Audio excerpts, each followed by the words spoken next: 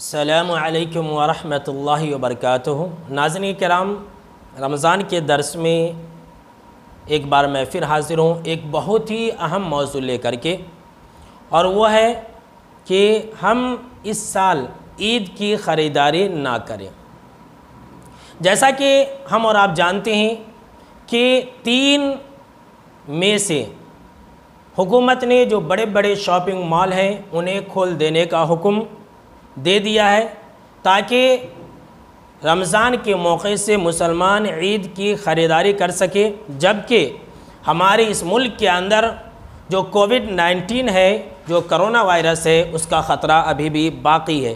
پھر بھی یہ شاپنگ مال کھول دیے گئے، یہ سمجھ سے باہر ہے کہ ایسا کیوں کیا گیا۔ لیکن ناظرین کرام، میں آج کے درس میں ایک اہم موضوع آپ کے سامنے میں رکھنا چاہتا ہوں، وہ یہ ہے کہ ہم اور آپ ان چالوں سے ہوشیار ہو جائے اور ہم ان شاپنگ مال کے کھلنے کی وجہ سے بلی کا بکرا نہ بنے۔ یہ کیا ہے؟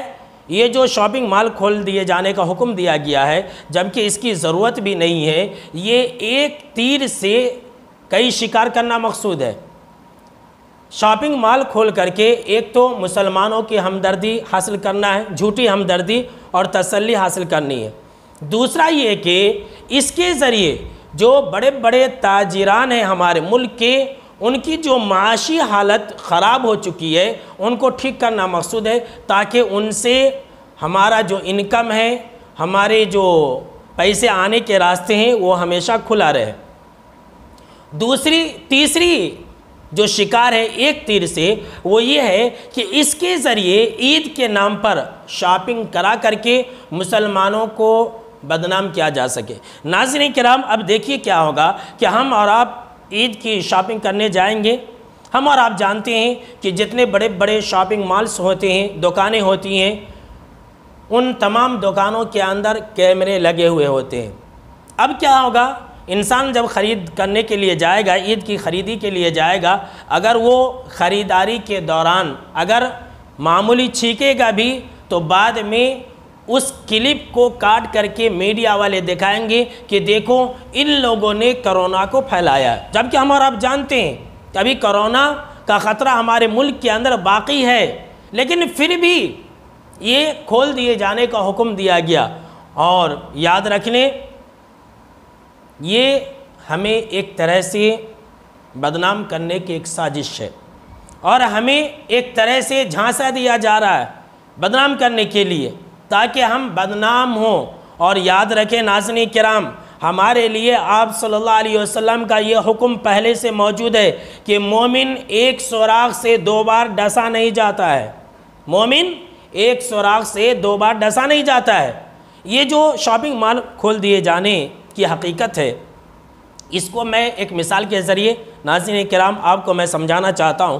دیکھیے کہ یہ جو شاپنگ مال کھولا جا رہا ہے 3 تاریخ سے، تاکہ مسلمان شاپنگ کرے، عید کی خریداری کرے، اس کو ایک مثال کے ذریعے سمجھیے، اور اگر سمجھ جائیں تو اس درس کو ایک دوسرے کو شیئر بھی کیجئے گا، اور دوسروں کو بھی، تاکہ دوسرے لوگ بھی اس چیز کو سمجھ سکے کہ ایک بکری ہے، ایک جانور ہے، اگر وہ بھاگ جائے تو ذبح کرنے والا کیا کرتا ہے کہ چھری کو اپنے پیچھے چھپاتا ہے اور گھاس دکھاتا ہے جانور کو، گھاس دکھاتا ہے جانور کو، تاکہ وہ بکری اس گھاس کو دیکھ کر کے اس کے پاس آ جائے اور اسے پکڑ لے، اسے ذبح کر دے۔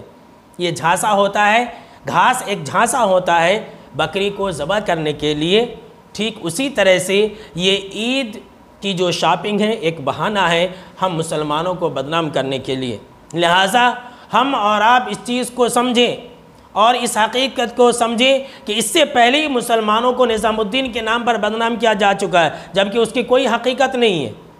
لہٰذا ہم اور آپ اس مرتبہ عید کی خریداری ہی نہ کریں۔ ارے ایک عید ایسے بھی ہونا کہ ہم پرانے کپڑے میں پڑھ لیں تاکہ صحابہ کرام کی یاد آ جائے۔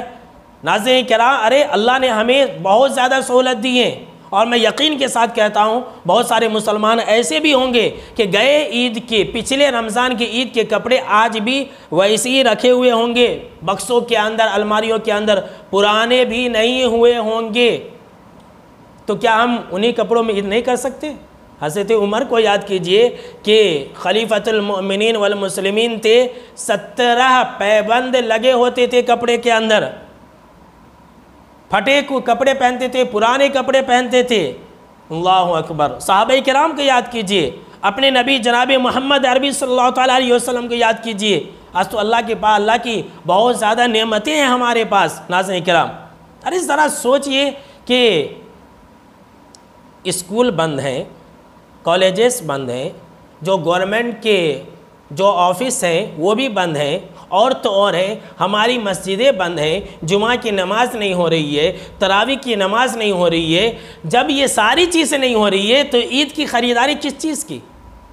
اسی لیے ناظرین کرام، ہم اور آپ عہد کر لیں کہ جب تک ہم اللہ کے گھر میں جا کر کے نماز نہیں پڑھیں گے، جب تک ہم اور آپ عید کی خریداری نہیں کریں گے۔ یہ عہد کر لیجئے، پختہ فیصلہ کر لیجئے، اور یہ پیغام دیجئے کہ کووڈ-19 کے خلاف ہم حکومت کے ہر فیصلے پر عمل کرنے کے لیے تیار ہیں۔ ہمارے لیے عید کی خریداری سے زیادہ لوگوں کی جان پیاری ہے۔ ہمارے ہندوستان کے لوگ ہمارے لیے پیارے ہیں۔ ہم ہندوستان کے ہمارے جو پی ایم صاحب ہیں، ان کے ہر فیصلے ہمارے لیے بہت زیادہ اہم ہیں۔ ہمارے لیے جو سوشل ڈسٹینس ہے وہ بہت زیادہ ضروری ہے۔ ہم عید کی خریداری نہیں کریں گے، ہمارے لیے ہمارے ہندوستان کے لوگوں کی جان پیاری ہے، یہ ہم بتلا دیں، یہ لوگوں کو ہم پیغام دے دیں کہ عید تو آتے بھی رہیں گے، یہ عید نہیں تو اگلی عید، ہم اگلی مرتبہ بھی عید کی خریداری کر سکتے ہیں۔ اور ناظرین کرام، آخر میں چلتے چلتے میں آپ کو یہ بتلا دوں، اور یہ سب سے اہم بات ہے، لوگوں کو بھی شیئر کیجئے، لوگوں کو بھی بتلائیے کہ آنے والے جو 5-6 مہینے ہیں یہ بہت مشکل والے دور ہیں۔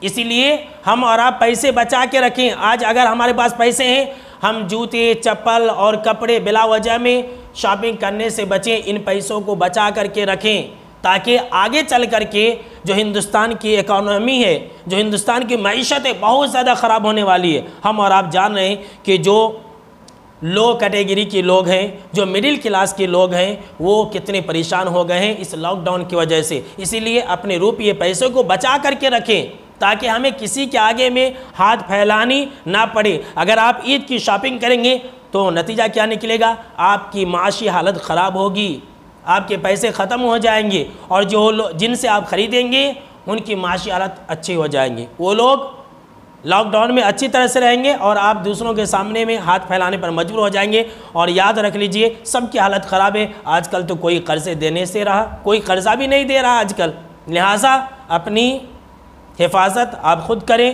جو ہندوستان کا قانون ہے، جو کووڈ-19 کے خلاف ہمارے ہندوستان کے لوگوں نے، ہماری حکومت نے جو فیصلہ لیا، بالکل صحیح فیصلہ ہے، ہم اور آپ اس کا پالن کریں، اور اسی کے مطابق ہم اور آپ یہ رمضان گزاریں۔ اللہ رب العالمین سے دعا ہے کہ اللہ ہم مسلمانوں کو صحیح سمجھ عطا فرمائے، آمین۔